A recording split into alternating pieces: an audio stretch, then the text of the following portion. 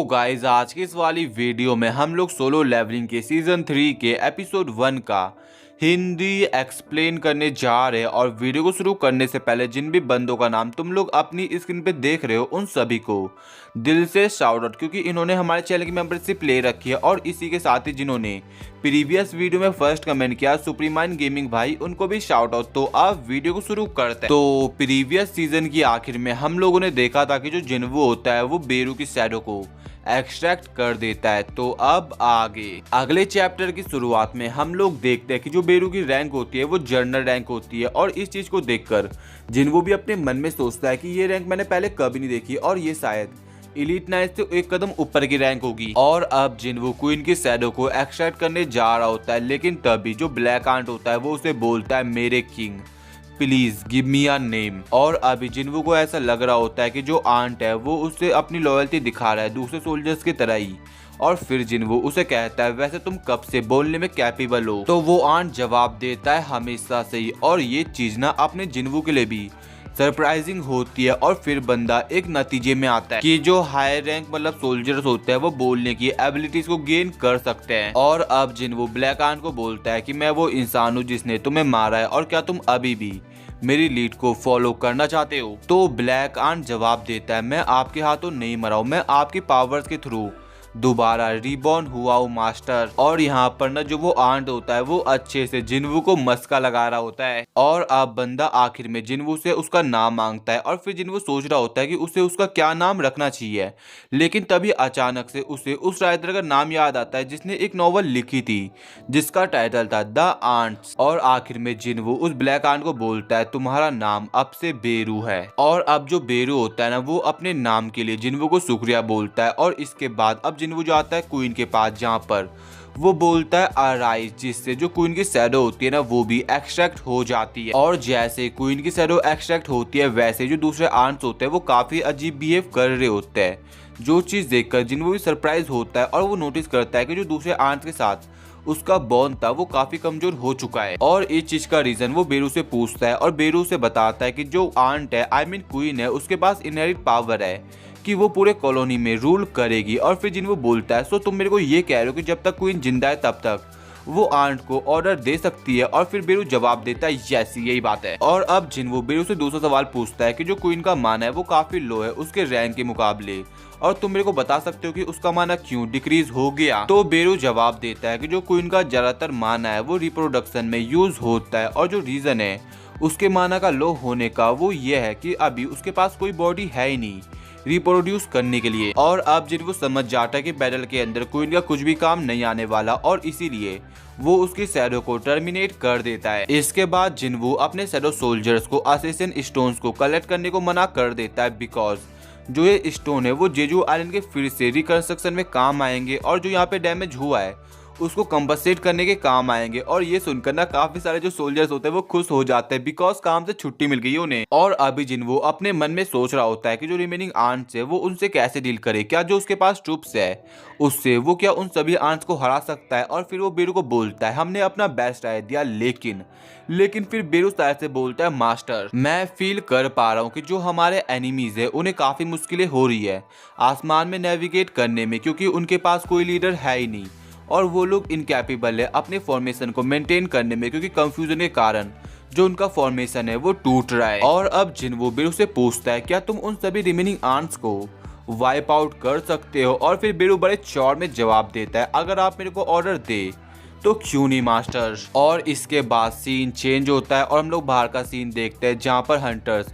अपनी fighter ship का use कर रहे होते हैं और कुछ हंटर्स अपने मैजिक का यूज कर रहे होते हैं और काफी सारे आंट्स को वाइप आउट कर रहे होते हैं, लेकिन अभी भी उनके सामने काफी सारे आंट्स होते हैं। और जब उधर डर का माहौल बना हुआ होता है ना तभी उधर एंट्री होती है अपने बेरू की, जो कि एक ही बार में काफी सारे आंट्स को वाइप आउट कर देता है। और अब हमें नरेटर के थ्रू बताया जाता है कि जो आंट्स को एक्सटर्मिनेट करने का मिशन था वो 2 दिन तक चला साउथ एशियन रीजन पे, जो कि साउथ कोरिया का है। और फिर सीन शिफ्ट होता है और हमें बताया जाता है कि जो आंट्स है वो ऑल्सो चाइनीज वाटर के पास भी पाई गई है। और इसके बाद हम लोग शिप के अंदर एक बंदे को देखते हैं जो कि अपने साथी को बताता है कि जो सेकंड वेव है आंट की वो हमारे शूटिंग रेंज में है सर, हम क्या करें। तो बंदा जवाब देता है रुक जाओ, देखकर ऐसा लग रहा है कि जो हमारे हीरोज है वो ये चाहते हैं कि वो इन सभी आर्ट्स को अकेले खुद संभाले। और फिर जिस हंटर को तुम लोग अभी देख रहे थे वो फिर अपनी पावर को रिलीज करता है, अपनी स्वॉर्ड निकालता है और एक ही बार में काफी सारे आर्ट्स पे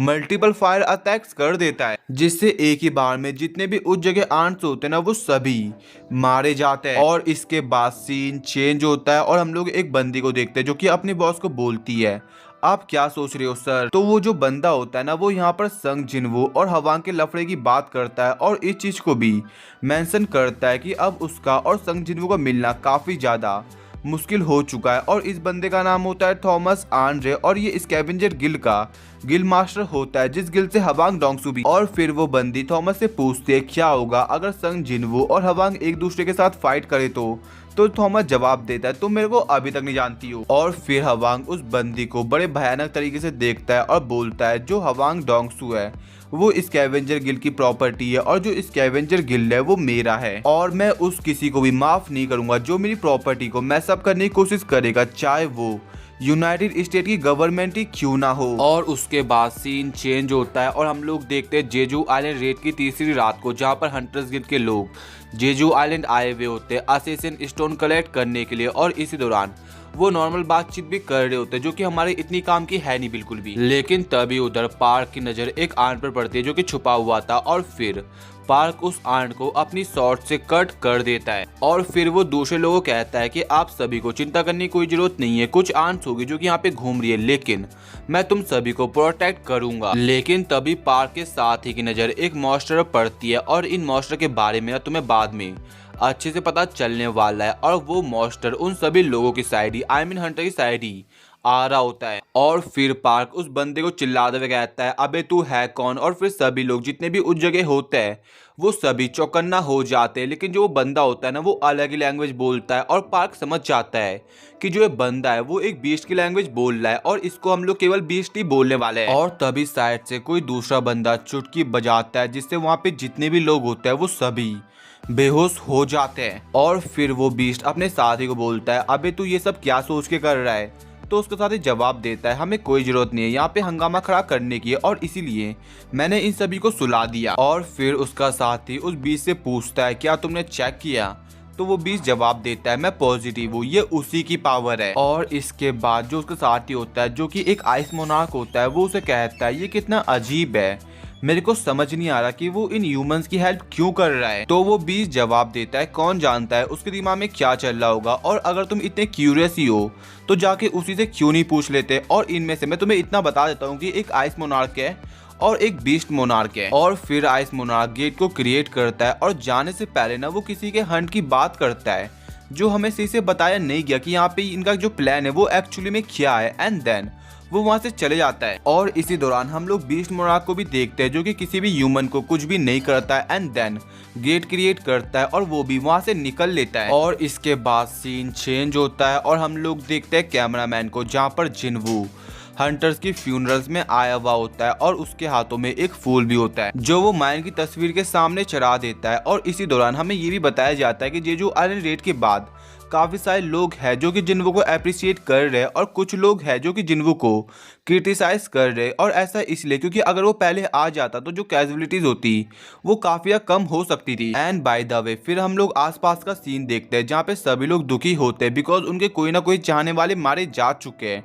एंड देन जब जिन्वू वहां से जा रहा होता है तभी जो बाइक होता है वो जिन्वू के पास आता है और उसे बोलता है मेरे को हमेशा से ऐसा यकीन था कि एक सिंगल हीरो कभी भी वॉर को अकेले खत्म नहीं कर सकता है, लेकिन रिसेंट इवेंट के बाद मैंने सोचना शुरू कर दिया कि मैं गलत था। और लास्ट में जो उसने इस ट्रेजेडी को खत्म किया है उसके लिए बाइक अब जिन्वू को शुक्रिया बोलता है। और इसी दौरान चाहे इन भी जिन्वू को देख रही होती है, लेकिन जब जिन्वू उसकी तरफ देखता है तो चाहे इन शर्मा के अपना सिर घुमा देती है और जिन्वू भी लाइक अबे इसको हो क्या गया है। और फिर सीन चेंज होता है और हम लोग देखते हैं मिस्टर गो और जिन्वू को जो कि एक साथ अकेले कहीं बैठे हुए होते हैं। और अब मिस्टर गो जिन्वू को बोलते हैं सो तुम अब खुद का गिल्ड बनाने का प्लान बना रहे हो और जो सर्टिफाइड एस रैंक हंटर्स होते हैं उन्हें कोई भी जरूरत नहीं है गिल्ड मास्टर के लाइसेंस की और तुम्हें केवल एसोसिएशन को कॉल करना है और फिर हम सब संभाल लेंगे। और जिन्वू भी लाइक ओके। और फिर बाद में अब जो मिस्टर गो होते हैं वो जिन्वू से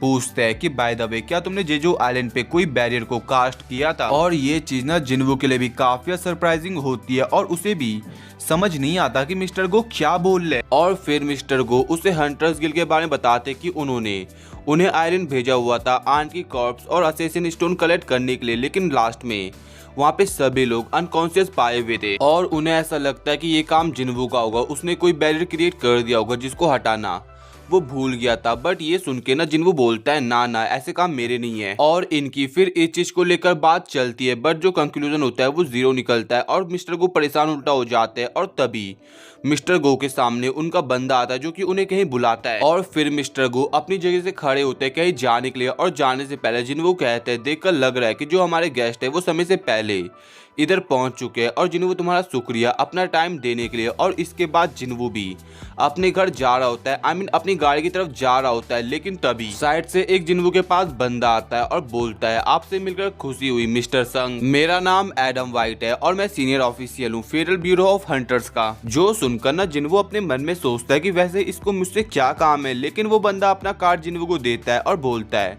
तुम मेरे को प्यार से एडम बुला सकते हो और मेरे को माफ करना ऐसे अचानक से आपको दिखने के लिए, लेकिन आप एक ऐसे इंसान हो जिसको ट्रैक करना काफी मुश्किल है। इवन मैं आपके एक बार ऑफिस में भी रुका हुआ था। और अब जिन्वू को याद आता है कि ये वही बंदा है जिसके बारे में पहले जिन्हों बात कर रहा था और ये जेजू आइलैंड से पहले का सीन है। और अगर तुम्हें पता नहीं है तो तुम जाके मेरी प्लेलिस्ट भी चेक कर सकते हो सीजन 2 की, और तुम्हें पता चल जाएगा कि ये कहाँ की बात कर रहे हैं। और अब जिन्वू पॉइंट पे आता है और उस बंदे को बोलता है वैसे तुम्हें मुझसे क्या काम था। तो एडम जवाब देता है मेरे पास कुछ इन्फॉर्मेशन है जो मैं आपके साथ शेयर करना चाहता हूँ। और अब एडम बड़े चौड़ में जिन्वू को बोलता है दुनिया में ऐसी सिंगल कंट्री भी नहीं है जो कि आपको ये इन्फॉर्मेशन शेयर करे, वो भी हमें छोड़ के। और अब जिन्वू से पूछता है वैसे तुम मेरे को ये इन्फॉर्मेशन शेयर क्यों कर रहे हो। तो एडम जवाब देता है आप जैसे स्पेशल लोगों को ये इन्फॉर्मेशन शेयर करके हमारा भी फायदा है। लेकिन जिन्वू उनकी बातों पे कुछ ज्यादा ध्यान नहीं देता और फिर वो अपनी गाड़ी में बैठ जाता है और जाने से पहले वो उन्हें बोलता है कि अगर मेरे को लगा कि जो इन्फॉर्मेशन आप शेयर करना चाहते हो वो मेरे रिलायबल है तो मैं कुछ समय बाद आपको कॉल करूंगा। और अब एडम उसे बोलता है यार मैं कितना बेवकूफ हूँ कि आपको ये बात बताना भूल गया, सौदा करते वक्त कभी भी अच्छे हाथों को छुपाना नहीं चाहिए। और अब वो उसे बोलता है एक अपग्रेडर एक ऐसा अवेकन बीइंग जो कि दूसरे अवेकन बीइंग की पावर्स को इनहेंस कर सकता है। और ये बात कि आपने पहले कभी सुनी है। और ये सुन के जिन्वू चौंक जाता है और अगले पल हम लोग देखते हैं कि वो लोग उस जगह चले जाते हैं जिस जगह एडम जिन्वू को ले जाना चाहता था। और अब सबसे पहले संग जिन्वू ब्यूरो ऑफ हंटर्स के डिप्टी डायरेक्टर से मिलता है जिसका नाम होता है माइकल। और सबसे पहले दोनों एक दूसरे के साथ हाथ मिलाते हैं और खुद का इंट्रोडक्शन खुद का नाम बताते हैं। और एडम भी जिन्वू को बताता है कि वो माइकल का इंटरप्टर है। और इसके बाद वो लोग बैठते हैं और जो माइकल होता है वो सबसे पहले जिन्वू को इमिग्रेशन डॉक्यूमेंट दिखाता है देता है और बोलता है यूजुअली इस प्रोसेस को होने में 1 से 2 साल लगता है, लेकिन हमने आपके लिए फ्री में बनाया है। और यहाँ पर ना बंदा जिन्वू को ऐसा दिखाने की कोशिश कर रहा है कि बस वो एक बार कुछ कह दे वो उसे पूरा अमेरिका दे देंगे, अमेरिका की सिटीजनशिप दे देंगे। लेकिन जिन्वू इन बातों में बिल्कुल भी इंटरेस्टेड नहीं होता और वो माइकल को कहता है कि मैं यहाँ पे इसलिए आया क्योंकि एडम वाइट ने मेरे को बताया था कि आपके पास कुछ इन्फॉर्मेशन है मेरे को शेयर करने के लिए। एक अवेकन बीइंग जो कि दूसरे अवेकन बीइंग की एबिलिटीज को इनहेंस कर सकता है, एक अपग्रेडर, क्या ये रियली पॉसिबल भी है किसी हंटर की एबिलिटी को अपग्रेड करना। तो माइकल हंसते हुए जवाब देता है एक्चुअली में एक इंसान है जिसके पास ये पावर है और वो हमारे साथ है। और फिर वो अपने साथी को बोलता है मिस लेनर को यहाँ पे आने को बोल दो। और अब माइकल बड़े चौड़ में जिन्वू को बोलता है कि पूरी दुनिया में यही एक ऐसी इंसान है जो कि अवेकन बीइंग की एबिलिटीज को इनहेंस कर सकती है और मैं उसे आपके सामने प्रेजेंट करता हूँ मिस नूरमा स्लेनर। और इसको हम लोग केवल मिस नूरमा बोलने वाले हैं। और जब जिन्वू मिस नूरमा को देखता है ना तो वो अपने मन में सोचता है कि मैं कह सकता हूँ कि ये डिफरेंट टाइप अवेकन बीइंग है। और फिर साइड से जो माइकल होता है वो मिस नूरमा को कहता है मिस नूरमा अपनी पावर के बारे में प्लीज मिस्टर संग को बताइए। और अब मिस नूरमा जिन्वू को बोलती है कि तुम अवश्य इन सब चीजों में काफी उलझे हुए लग रहे हो और सभी लोग मेरे को इसी सेम नजरों से देखते हैं डाउट भरी, बट अगर तुमने मेरी पावर्स का स्वाद चख लिया तो फिर तुम मुझसे भीख मांगोगे। और अभी फिर वो जिन्वू की तरफ ही उसकी आंखों में देख रही होती है। और अभी मिस नूरमा जिन्वू की आंखों में आंखें डालकर उसे बोलती है जैसा कि तुम जानते हो कि जो अवेकन बीइंग होते हैं उनकी लिमिट्स होती है पावर की जिससे आगे वो रीच नहीं कर सकते। और इसीलिए अवेकन बीइंग हमेशा सेम रैंक पर रहता है जब तक वो सेकेंडरी अवेकनिंग से ना गुजरे।